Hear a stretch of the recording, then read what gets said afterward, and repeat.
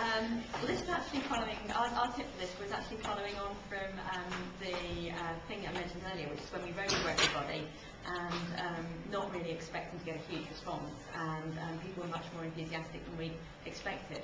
And we think that what made the difference was that we took the trouble with the help of our work experience student to find out the names of everybody that would be affected, and we wrote to them all individually. All the letters were topped and tailed, but signed by hand. They were all addressed by hand. They arrived in proper envelopes. They were proper letters in proper envelopes written to a person, explaining what it was about their role that we thought would mean they would be affected by this project.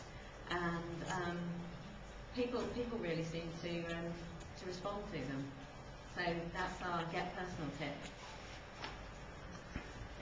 One from UG-Flex was, I think it was kind of a last thought at the end about email.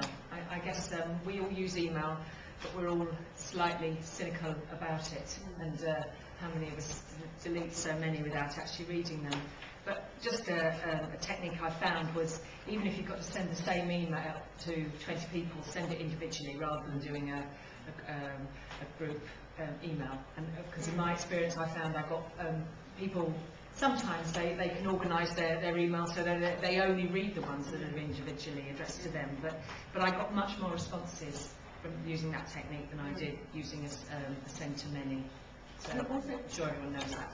And also it does encourage people to, one thing we found was actually sending it to an individual meant that they then, if it didn't apply to them, they often took the trouble to forward it to the person who had just taken over the role, and to contact us to say, you need to update your thing because it's no longer me. And that was terrific. You had people that said, I have passed it on to so-and-so.